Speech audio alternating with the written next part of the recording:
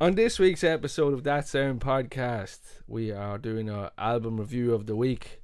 We are doing something a little bit different again, Luke. Something a little bit different for sure. Yeah, a wee bit out there. It's not really of the rock genre, although some history on it will definitely surprise you down the line. We are doing Purple Rain by Prince. Oh, what an album. The album was 40 years old this year. Was it? Yeah, released on the 25th of June, 1984. Straight. By Warner Brothers. Let's get the old book You out. go for it. You have your notes. So, released on the 25th of June 1984, Purple Rain was the 6th studio album from the Minneapolis native Prince. It also served as a soundtrack to the same titled film. The album sparked quite the controversy with certain groups of people, something we just talked about and had a listen to. That's right. Off the camera. Network executives argued that the video of When Doves Cry was too explicit for television due to its sexual nature. Sexual chocolate. Sexual nature underlined. Yeah, got a lot of bad exclamation mark. But hey, any what's that did I say? Any what am I trying to say? Any review is a good review. Yeah, any publicity is good publicity. The one I'm looking for. Yeah, and also the track Darling Nikki also came under fire from many for its risque lyrics. And was the cause of parental advisory stickers being implemented on the album cover. And magazines being hid everywhere. The lyrics in that song are something else altogether, and we mightn't go repeating them here, but we might. you might want to look them up and see what you think. Yeah, we'll talk about them. That's what we're here for. So it was Prince's first number one on the Billboard 200. Surprisingly, Purple Rain debuted at number 2.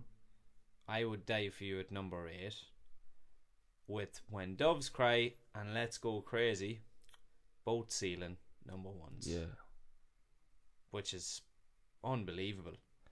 I definitely would have thought Purple Rain would have been the hit single off the album. Yeah, I think it was late. I think it took off again in like the late 90s. Really? Yeah. Oh, okay. It got like a second wave. I wonder what that was about. No TikTok back then, like now, where you have like Kate Bush's running up that hill, or even Master of Puppets, because of Stranger Things and TikTok and everything. But it had 5 singles, right? When Doves Cry, Let's Go Crazy, Purple Rain, I Would Die For You, and Take Me With You. It's mad. 5 of them, and 4 of them placed on the Billboard, high in the top 10. In 2020, the album was named number 8 on the Rolling Stones 500 Greatest Albums of All Time. Yeah. And another surprising fact from what I have read, the last album that we done was Alanis Morissette's Jagged Little Pill, and you said that it had sold over 33 million copies worldwide, which is huge. The statistic is that Purple Rain sold 25 million copies. Jesus. So if that's true, Alanis Morissette outsold records, Prince. But I think records within the day. I don't think that includes like Spotify and all that crack now, digital ultimate downloads. Streams. I don't know. That stuff. It was recorded in a couple of different studios as well. It was. So the writing and recording mostly took place between July of 83 and March 84, and the recordings took place mostly in New York and Hollywood. Was it Sunset Sound and Record Plant in New York? Yeah. And then the other studios were The Warehouse and Kiowa Trail. Is it that his home studio? I'm not too sure. There were rumours as well that he'd done a lot of pre-production in like a recording truck. Yeah, it was a mobile thing. Yeah, mobile thing. Yeah, I did read that. So the first 3 tracks were actually recorded live. Right. And they were recorded at the August 3rd show at First Avenue in Minneapolis. That's where he's from, wasn't it? Yeah. So he was from Minneapolis, Minnesota. Am I right in saying that? Yeah. Minnesota's the state, or is Minneapolis the state? Minnesota's the state, isn't it? Okay, yeah. Minnesota. Oh, I don't know. I'm confused now. Yeah, I'm unsure on that one. That'd be a good one for the quiz. But so, fun fact about Purple Rain itself. Purple Rain was originally meant to be a country song. Oh, Yeah, mad one altogether. right. So Prince planned to collaborate with Stevie Nicks on the song, yet after receiving a 10-minute instrumental of the song, Stevie Nicks shite herself. Said no. Yeah. She Didn't like it, or just an overwhelmed Stevie Nicks called Prince to say that she couldn't do it. She felt too much pressure to Fuck. perform on such a piece, I mean, which is crazy. is that a nice way of just saying no? Could be a nice way of saying no, but she's been quoted as saying it many times. Fuck, right. So I'm sure it would have been an honour I for mean, herself Fleetwood too. Mac was. They were huge as well, but Yeah. like Prince was no small Oh, he was a big dog artist too. at the time, and it would have been an interesting. That's very collab. interesting. That's Yeah. very cool. Yeah. Yeah, so it was said that Prince presented the song to his band at the time, the Revolutions, Yes. and after Prince heard Wendy Melvin's accompaniment or accompany. Company. After he heard Wendy Melvin accompany the song with guitar chords, he decided to change and voice the song differently. So we stepped away from the country. Yeah, and took a change of direction and decided that it would be better off to go in a different direction. Yeah. It won a Grammy as well, didn't it? So Prince was the sole songwriter on the album, only taking contributions musically from fellow bandmates. He was the only man to write lyrics and wouldn't take any pointers or Yeah. anything from any of them in regards to the lyrics of the songs. Bit of a large in him. Yeah, a wee bit. The album sold 25 million copies and won 3 Grammys. 3. Or 2, I should say. Grammy for the best rock vocal performance. Yeah. Even though, as By we a say, duo. it's not, by a duo Or group. or more, or group, which is, as we said, it's not really a rock album, is it? No, I definitely wouldn't call it rock. Not even for for the the time. 80s. No, it was Like, it's not hair rock, it's not glam rock, it was pop. pop rock, if anything. Yeah. It won Best Score Soundtrack for Visual Media, Yes. and the third Grammy that Prince won in '84 Yeah. was for his cover of Shaka Khan's "I Feel You," which won Best R&B Song. Now, along with that, the album also won an Oscar in 1985 for Best Original Song Score. The Academy Award. Like the wasn't it the movie awards? Yes. Yeah, the Yeah. Academy Award for Best Original Song for the film. Yeah. That was his demand to the record company during the time. He's like, if I'm doing this, I want a film, Yeah. and he stars in the film, of course. No way. Yeah, I must watch it. that's dirt. Is it terrible? Have you watched it before? Yeah, I watched it Yeah. years ago. It's shite. No good. No, it's shite. But it's like a musical. Yeah. All the songs are in it. They're all in it. Yeah, and more. I think it's a lot of B-sides and stuff have made it into it as well. But wouldn't have been one that I know it's sorry the fucking fly. Fucking flies. Yeah. What was I saying?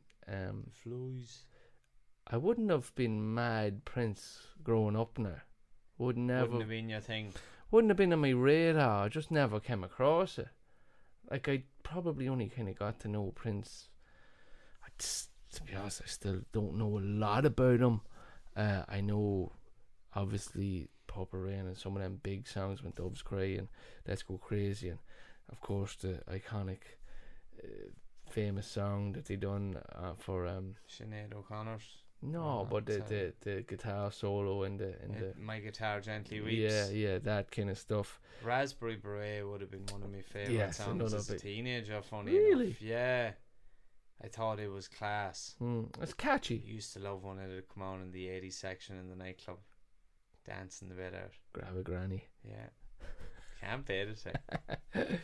um, I have a couple of notes on songs. I don't know if have you done. Yeah, go into the songs. Yeah, you keep going. So, opening track, "Let's Go Crazy," has the iconic opening speech at the start. I don't have it written down, but it's a great opener. It does set the tone for the album.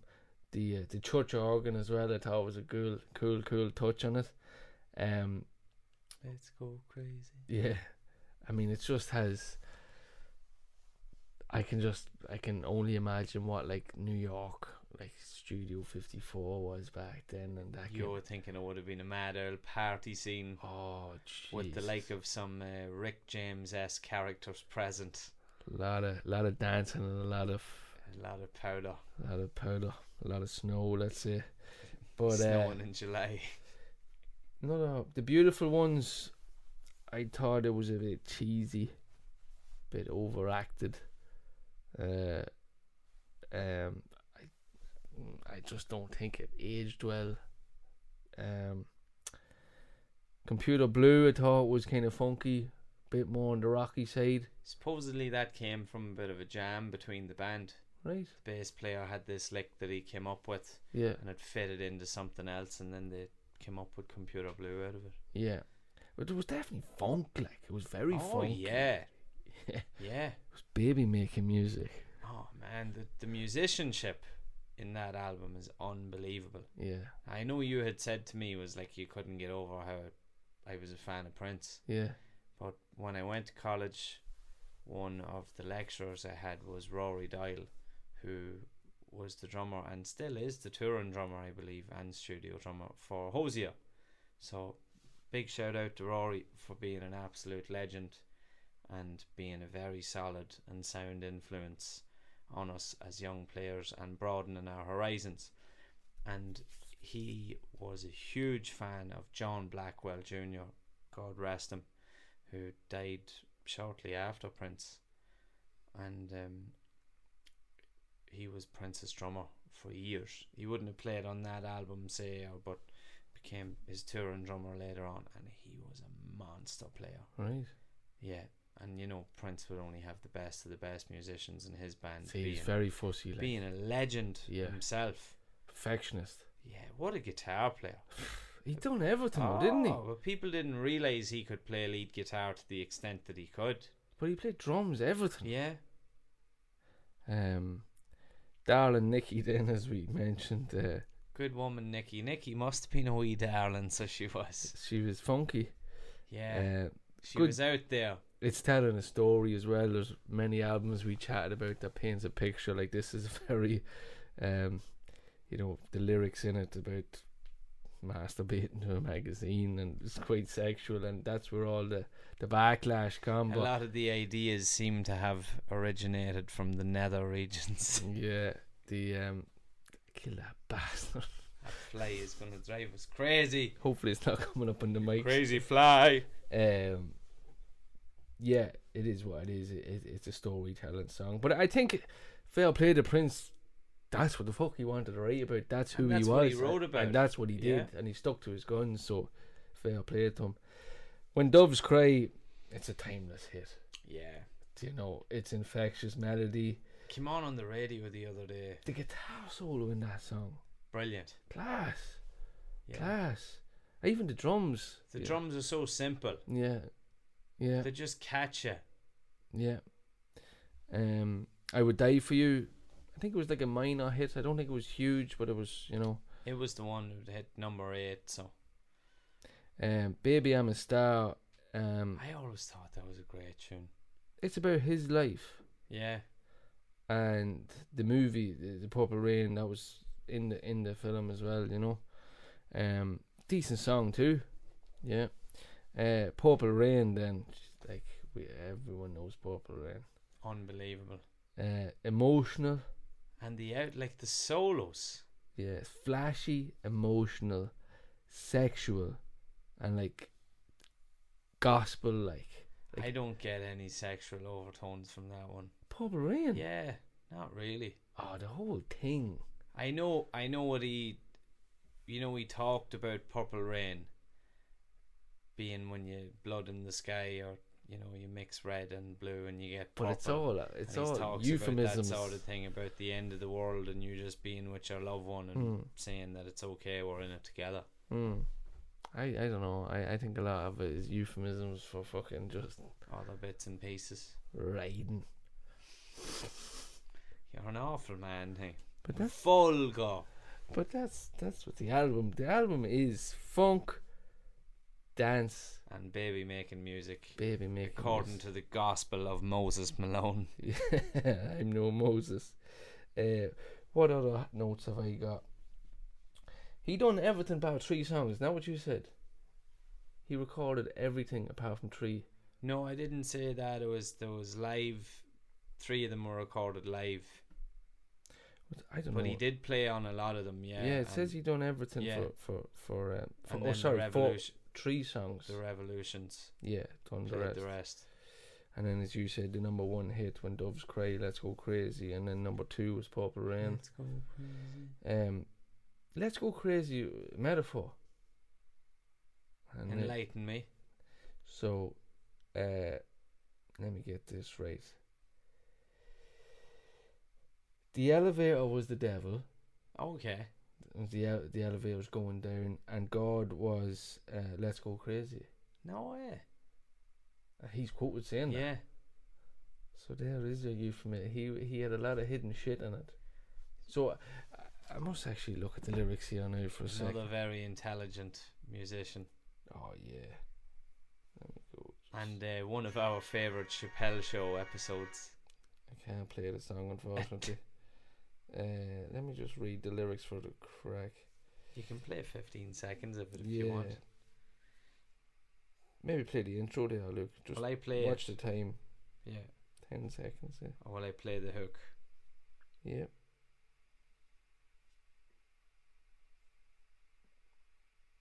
Ah, no, we don't want Free Falling. Another great album, though. Yeah, are we gonna let? Go on ahead.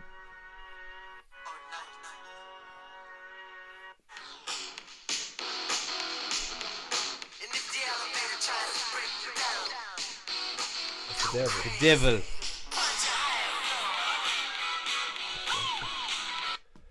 Yes, supposedly that's it. So Let's Go Crazy too. Have another note on it. There was a longer version of Let's Go Crazy in the movie. Yes, which was 7 minutes something. Yeah, And it was released on the vinyls. and you know who covered it? No. Green Day. No way. Green Day covered it on the world tour. The B-side was Erotic City. Okay. Now, I have another note on Darling Nikki, right? He done all the instruments on it, okay? And there's a backwards message at the end. I did hear that. So And it had something to do with the previous album cover. it's obviously everyone had vinyl back then, and you could reverse You it could easier. reverse it. It doesn't make a whole lot of sense. I'll read it out to you. So it says, "Hello, how are you? Fine. Fine because I know the Lord is coming. Coming soon. Ha ha ha ha ha." Fucking weird. That's strange, isn't it? That's really weird. That's fucking like Iron Maiden 666 Yeah. stuff. Did he ever speak on it? Yeah. Yeah, like, it was meant to be like. Yeah, but did he ever give a reason behind it? Or I don't know. I think he was a bit mysterious in that kind of a way. yeah, there definitely was a mystique to. Like, that's a weird old message now.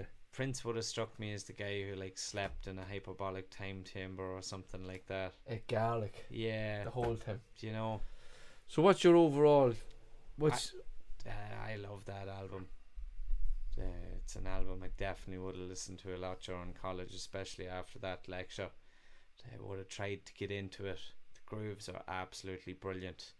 You know, it's like a timekeeper's dream.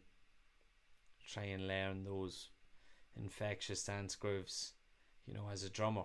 you're really going to make people dance if you can play like Oh, that it's and all- make it feel. It's pure dancing music, like. Yeah, which is brilliant. Like, you don't sit and back and nod your head to this, or you get up and you move.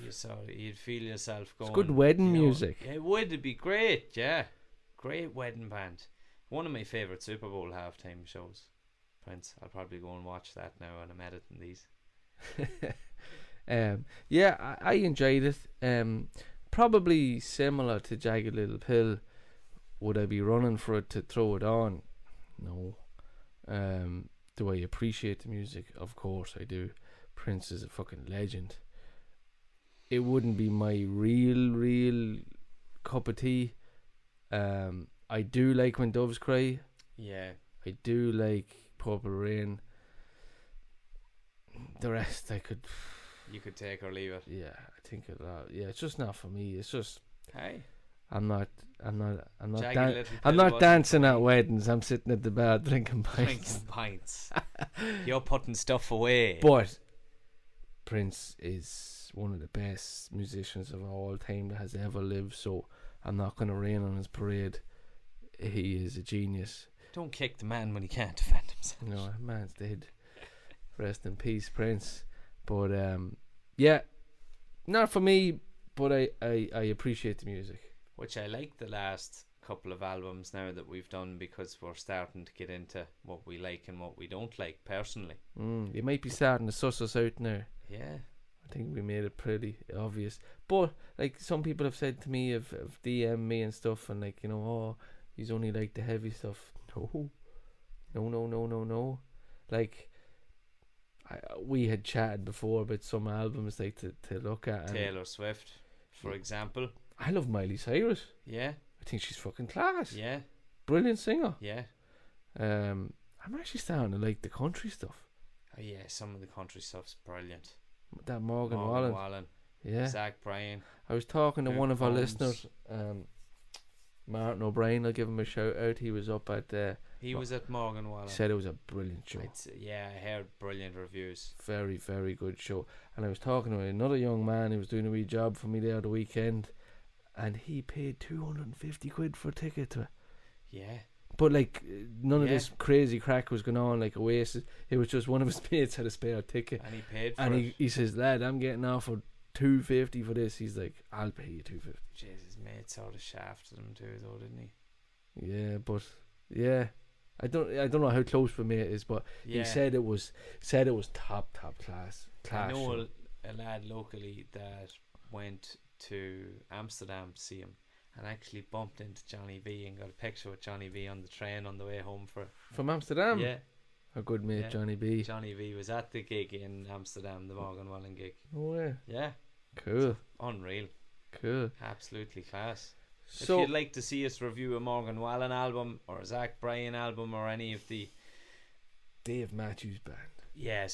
any of the current popular American country music, or any American country music, some George Strait or Jimmy Buffett, or But between the two of us, we have a wide, vast range of interests in music.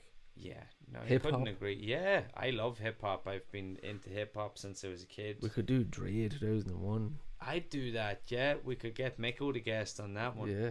He said he would guest on a couple of hip hop ones. Yeah, so if you've any ideas for us or any recommendations, get them into us. On that note, then, we have our Patreon that we would love to get you involved with. We have 3 options. We have a €2 a month, €5 a month, or €10 a month option. For this month only, for every sign up, even the €2, you're in for a draw to win a limited edition Metallica poster, which is limited to, I think, 800 in the world. Luke Priest, who is a guest on the podcast, designed it. It's an absolute fantastic piece. It would look class in any home bar or office or little man cave or along your collection of records or stuff. It would look absolutely brilliant. So for this one only, all sign-ups are in for that. And if you sign up for the €10, you're in for double bubble this month. You could win that poster plus one of the albums that we discussed this month on vinyl. So you could get double bubble for €10. And all money in, Luke, is going out back gonna to the be- pod. Yeah, it's going to be reinvested, whether it's helping us invest in better equipment, more cameras so you can have a better experience, seeing more camera angles, seeing our ugly faces in higher definition. Maybe which- better giveaways to give back. There'll be better giveaways, there will be better guests. And we are touching nearly 30 episodes now. So if you are enjoying the podcast, you can always go back and listen to some previous episodes. Listen to some of the ones that you didn't get. Yeah, like Evan Walsh is class. One of Yeah, our first brilliant. ones. Carl McKenna's is another personal Dave favourite Moore of from mine. Today FM. Yeah, Johnny B. Al Foran is an absolute that's a cracker. brilliant one as well. Great laugh. We had one of the best cracks with Al, and that's not taken away from any other guest, but just the time we spent, and we talked about everything, you know, stuff we would love to chat about on the podcast, be it even wrestling. We were all big wrestling fans as kids and different TV shows, and United. yeah, Man United, you know, stuff that some of you don't want to hear about, and that's unfortunate for you guys. Oh, but I think a lot of people like a vast bit of chit chat and this and Want that. to hear all about the different stuff. I wonder did they finish 5-0 tonight. I'll have to go and check You'll have to Google it. it. All right, thanks That's again. all for this week. Thanks for listening. Catch Thank you you. next week.